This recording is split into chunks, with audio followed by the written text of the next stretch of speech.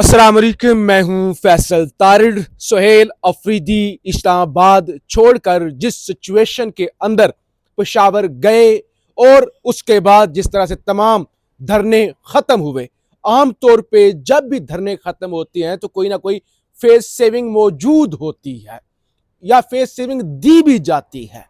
अब बगैर किसी फेस सेविंग के, बगैर किसी कमिटमेंट के जो सामने चीजें हैं, हो सकता है बैकडोर को छुआ हो, खान का की सेहत को कंप्रोमाइज्ड करके या जिसे कहते हैं कि उस पे उसको बस एक साइड पे रख के जब सुहेल अफरीदी ये कहकर चले गए कि भाई अब घी सीधी उंगली से नहीं निकलेगा, टेढ़ी उंगली से निकालना पड़ेगा, लिहाजा मैं एक फोर्स बनाने जा रहा हूं। ये चीजें पूरा दिन रिपोर्ट हुई और आप इस बारे में जान चुके हैं। अब हुकूमत की जानब से एक तो इस पर पहला रद्द अमल आया है। राना सनाउल्लाह साहब अहमद मीर साहब के प्रोग्राम में थे, उन्होंने कहा कि ये जो उंगलियों वाली बात कर रहे हैं ना, इनकी उंगली ही नहीं बचेगी। ये जो कह रहे हैं ना उंगली, पहले तो इनके पास उंगली है कोई नहीं, इनकी इतनी हैसियत नहीं है। दूसरे नंबर पे ये उंगली वाली बात ना करें, ये इमरान खान की सख्तियों में मजीद इजाफा करेंगे। ये जो बातें कर रहे हैं इससे जो मुलाकातें हो रही हैं वो भी बंद हो जाएंगी और रमजान में फिर मुलाकात होने की कोई पॉसिबिलिटी भी नहीं होगी। बुशरा बीबी की फैमिली के जरिए भी मुलाकात नहीं होगी, तो फिर ये जो है ना, ये खान के साथ ज्यादती करें। इन्होंने पैगाम दे दिया कि आप उंगली सीधी करें या सीधी उल्टी करें, हमें कोई फर्क नहीं पड़ता। और जेन्युइनली इस वक्त सिचुएशन यही बनी हुई है।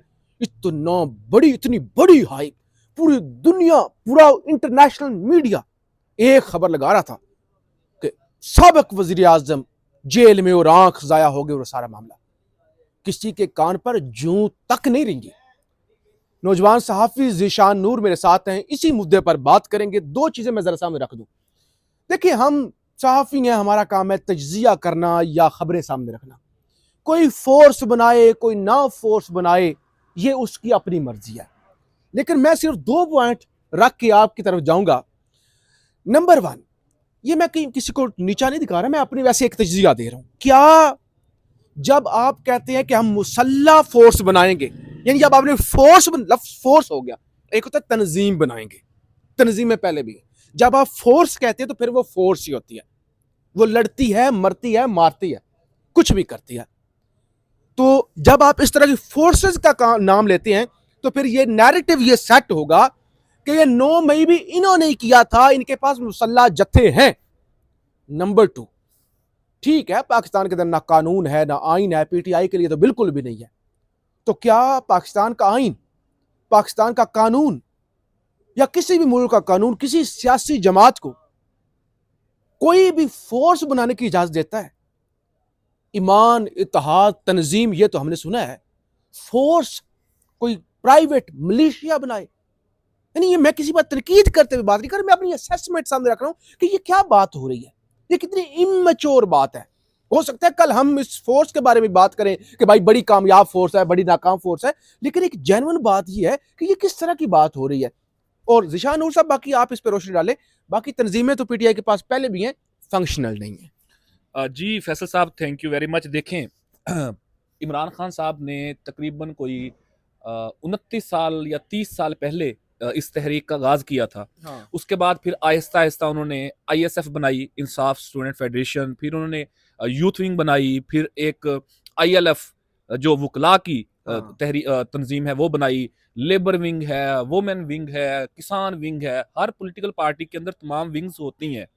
अगर पीटीआई के पास नौजवानों को सामने रखते हुए दो तंजीमें, आईएसएफ और यूथ, पहले मौजूद है, फंक्शनल भी है, तजर्बा भी उसका हो चुका है, तो अब ये जो एक नई फोर्स जिसका आप जिक्र भी कर रहे थे, मेरी भी इसके ऊपर मैं आपकी बात को सैंकड़ी करूंगा कि ये क्या आइडिया है। क्या ये सुहेल अफरीदी साहब का जाती तौर पे, इनफरादी तौर पे अकेले ये एक आइडिया था कि मैं ये करूंगा, या इसके ऊपर कोई इनपुट किसी और का भी है? हाँ। चलें, मान लेते हैं कि इसकी मेंबरशिप होगी। ब्लफ है, हाँ। टाइम टेकिंग है, टाइम वो चाह रहे हैं, उस टाइम के अंदर यानी कि एक महीना रमजान के अंदर कोई डेवलपमेंट हो सकती है, वो तो एक अलग बहस हो जाएगी। लेकिन अगर वो ये फोर्स बना लेते हैं, इसमें कौन लोग होंगे?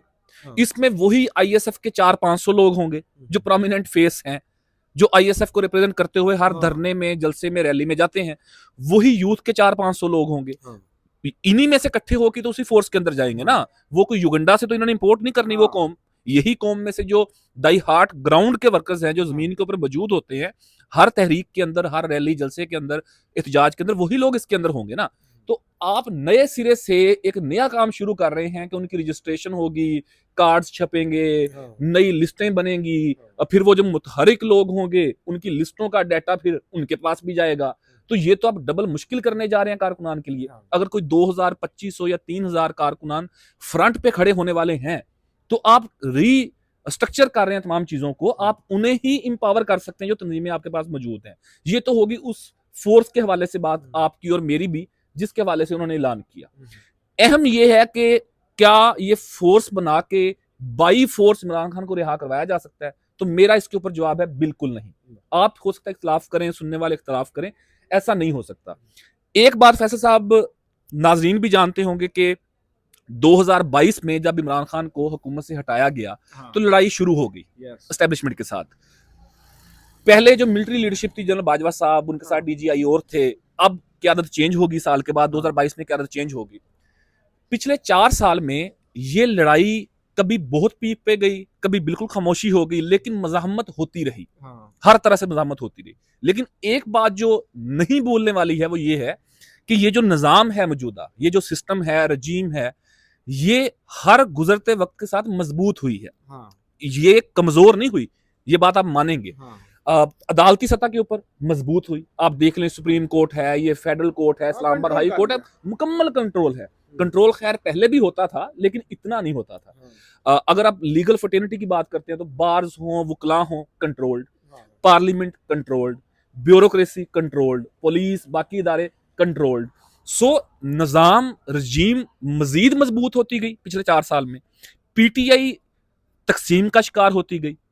मजीद जो कसर थी वो कुछ जो हमारे बहुत जीशा और ओवरसीज बैठे हुए हैं, वहां से बैठ के व्लॉगिंग करते हैं, सारा दिन सोते हैं, रात को उठ के व्लॉग कर देते हैं, ये गद्दार, वो गद्दार, वो गद्दार। ओ भाई, अगर आपको मौजूदा जो पीटीआई की क्यादत है, 5 नाम ले लेते हैं, अल्लामा राजा नसर बास, महमूद खान अजहरी, सुहेल अफरीदी, ये 3 भी अगर हम नाम लेते हैं, ये 3 वो लोग हैं कि जिसके ऊपर इमरान खान ने अभी 3-4 महीने पहले एतमाद का इजहार किया, और अभी तक उनका एतमाद मौजूद है इसके ऊपर। उनकी कोई स्टेटमेंट इनके हवाले से नहीं आई। अगर ये 3 लोग भी इमरान खान के साथ मुखलिस नहीं है, तो फिर कोई माजा गामा तेलू मुखलिस होंगे? यही सारे हैं ना, कौन होगा? इन्हीं के साथ ही गुजारा करना है ना। अगर आप मेन लीडरशिप में से 30-40 लोगों को कहते हैं कि गद्दार हैं, उनको साइड पे निकाल दें, उनकी जगह पे लेके किसको आना है? रिप्लेसमेंट क्या है? कोई मुतबादल फहरिस्त है आपके पास कि जी फैसल तारड़, जिशान नूर, या जो सुन रहे हैं हमारे दोस्त, क्या ये क्यादत करें पीटीआई की? या तो कोई प्लान भी दे ना कि उनको निकाल के आपने लेके किसको आना है। भाई यही क्यादत है। इसी ने जमीनी हकायक के मुताबिक जो पाकिस्तान के अंदर सूरत हाल है, उसी के मुताबिक ही इन्होंने काम करना है। इस सारे सिनेरियो में जो अभी 3-4 दिन का खुसूसन हुआ खान साहब की सेहत के बाद धरनों को लेके, उसमें देखें कि केपीके के अंदर 3-4-5 जगह से सड़कें ब्लॉक हुई। पहले मोटरवे ब्लॉक हुई, फिर जीटी रोड ब्लॉक हुई, एक जैम पैक वाला मामला हो गया, लोगों को मुश्किलात हुई। पंजाब के अंदर से रिस्पांस नहीं आया, लोग नहीं निकले। उस वजह यह है कि पंजाब में ग्राउंड के ऊपर सूरत हाल ये है। नाज़रीन को याद होगा कि 2022 में इमरान खान के ऊपर हमला हुआ वजीराबाद के अंदर, फैसल याद है आपको? हुकूमत थी पंजाब में पाकिस्तान तहरीक इंसाफ की, FIR दर्ज नहीं हो सकी थी। उसके बाद नवंबर 2022 के अंदर रावलपिंडी में जलसा था, आर्मी चीफ की तैनाती से 3 दिन पहले। खान साहब चाहते थे कि मैं जो अपना स्टेज है वो एक खास जगह पे वो रखवाना चाह रहे थे, मरी रोड के ऊपर। हुकूमत है पाकिस्तान तहरीक इंसाफ की, सीपीओ रावलपिंडी खुद नफरी के साथ आए, उन्होंने उठा के कंटेनर साइड पे मरवाया कि उठो यहां से निकलो। ये अपनी मर्जी का स्टेज नहीं लगा सके थे, आगे लेके जाना पड़ा था 1 किलोमीटर ना। सो निजाम जो है वो इतना बेरहम होता है और शिकंजा उसका इतना टाइट होता है, और 2022 के और हालात थे। आज तो निजाम बड़ा मजबूत और बेरहम भी हो चुका है। सो इस सारे सिनेरियो के अंदर पीटीआई, मुझे एक आखिरी लाइन उसके बाद आप वाइंड अप कीजिएगा, मुझे लगता है कि पीटीआई को सारी चीजें छोड़ के ना, मुयस्सर क़यादत को, पहले ये जो ग्रुप बंदी है, धड़ा बंदी है, जो इनके दरमियान वो एक दरार पैदा हो गया, उसको खत्म करेंगे, बैठेंगे, गिले शिकवे दूर करेंगे सारे लोग। टू बी ऑनेस्ट, खान साहब की बहनें भी, सीएम साहब भी, ये मरकजी क़यादत बुजुर्ग सारे, इवन दैट अलीमीन खान गंडापुर भी, ये तमाम स्टेक होल्डर बैठेंगे, अपने मैं जो मैं है इनके अंदर की वो खत्म करके कोई लायामल बनाएंगे। तो इमरान खान के लिए कोई आसानी हो सकती है। अदरवाइज अब इन तिलों में वो तेल नहीं रहा कि ये इमरान खान को रिहा करवा सके या उनकी सेहत के मामला को लेकर कोई बड़ा प्रेशर जो है वो कर सके। आखिरी वो ऐड करें जो राना सनाउल्लाह का जी जी रद्द-ए-अमल है। चलें, मैं सिर्फ दो चीजें वाज़ा करना चाहता हूं। यहां तक जो लोगों ने गुफ्तगू सुन ली है हमारी, उसके बाद एक तासुर ये जरूर जाएगा कि ये मुजामत से रोक रहे हैं, ये बुजदली दिखा रहे हैं, ये कह रहे हैं कि निजाम अगर इतना ताकतवर है तो उसके सामने घुटने टेक जाओ। इसका मतलब इस गुफ्तगू का तो फिर यही बनता है ना। लेकिन ऐसा नहीं है। लेकिन बात ये है, सच्ची बात ये है, जब आपका 500 बंदा भी ना बाहर निकले, ठीक है, या तो ये है कि अगर आइडियल सिचुएशन तो इनकलाब ही है भाई, आइडियल सिचुएशन तो मुजामती है, आइडियल सिचुएशन तो ये है कि लोग उठें और अपना हक लें। लेकिन अगर दौरे हाजिर का इतना बड़ा लीडर भी इस कौम को नहीं जगा सका, सुहेल अफरीदी और महमूद खान चकज़ई कुछ नहीं कर सकते। दूसरी चीज, सियासी जमातें डायलॉग करती हैं, रास्ता बनाती हैं, गुफ्तगू करती हैं, लोगों के अंदर शऊर पैदा करती हैं और रास्ते निकाल के सरवाइव करती हैं ऐसे मुल्कों के अंदर। ये कोई कोई इंग्लैंड तो नहीं है ना, कोई अमेरिका तो नहीं है ना, या कोई और जो है, यहाँ पे तो जहालत बहुत ज्यादा है। तो लिहाजा इस वक्त फोर्सेस नहीं, मतलब फोर्सेस बनाने से आपको क्या मिलेगा? ठीक है, आप 10 दफा बनाएं, लेकिन इस वक्त जरूरत है कि डायलॉग के जरिए किसी भी तरीके से जो शख्स अडियाला में बैठा हुआ है, आंखें उसकी खराब हो गई हैं, अल्लाह ना करे और कोई मेजर बीमारी हो, उनके लिए रास्ता बनाया जाए, जमीनी हकायक को समझा जाए, दानिशमंदी का मुजाहरा किया जाए। और अगर आखिरी बात करना चाहूंगा, अगर तो मुजामत ईद के बाद करनी है, फोर्स बना के सुहेल अफरीदी अंब ले रहे थे इस्लामाबाद के अंदर, करते ना मुजामत। वे अब नहीं मरूंगा किसी जंग में, अब की बारिश के इमरान में मारा जाऊंगा, उसका उसकी नाम क्यों नहीं लेते? वो भाई बाकी फोर्स से तो बाद में मुजामत करेंगी, आप अभी इस्लामाबाद में बैठ करते ना मुजामत। नहीं सर, अगर आप अब अभी दानिशमंदी से काम ले रहे थे तो अभी भी जरा चीजें बेहतर करके, लोगों को यूनाइट करके ये रास्ता निकालने की जरूरत है। लाइन ऐड करनी है साहब, लाइन में ये ऐड करना चाहता हूँ। लोगों के, फैसल साहब और नाजरीन के लिए जहन ये बन चुके हैं कि शायद इनकलाब आएगा। लोगों को ये लगता है कि इस्लामाबाद की तरफ कोई 50 लाख या 20 लाख या 10 लाख लोग जाएंगे। जो ही वो इस्लामाबाद की टेरिटरी के करीब पहुंचेंगे तो खान साहब को जेल से निकाल के वो कहेंगे कि यार ये ले जाएं, हमारे हाथ खड़े हो गए। सर ले ऐसा करेंगे ना, लोग निकले तब ना। 50,000 से ज्यादा बंदा आज तक फैसल साहब, मामला ये है कि पहले भी जो 2 लॉन्ग मार्च हुए आपने मैंने कवर किए, वो पहले लॉन्ग मार्च में 60 से 70,000 लोग थे, दूसरे में 1 लाख से 1,20,000 लोग थे, इससे अगले वाला नंबर नहीं था। नाज़रीन, 5 लाख लोग भी इस्लामाबाद की तरफ मार्च करें ना, तो होनी तो बात ही है ना उस प्रेशर के अंदर आके। अगर 5 लाख बंदा पीटीआई के किसी शीदे तेली को पकड़ा दे और उसे कहे कि आप जाओ इस्लामाबाद खान की रिहाई के लिए बैठ जाओ, करो कुछ ना, सिर्फ बैठ जाओ, सर अगले 24 घंटों के बाद खान बनी गाला होगा। लेकिन बातचीत के साथ ही होगा ना, बैठ के बात होगी कि हाँ भाई अब क्या चाहते हैं, हम ये चाहते हैं, चलो ये ले लें, वो सरेंडर हो जाएगा, बातचीत तो होगी ना, आपका एक वजन होगा। लेकिन इसी तरह इनकलाब की बातें फजूल करना, ये आपको बेवकूफ बनाने वाली बात हो सकती है। हम ये बात काम नहीं कर सकते। हाँ, कोई ओवरसीज करना चाहे तो वो कर सकता है। फीडबैक जरूर दीजिएगा। पाकिस्तान जिंदाबाद।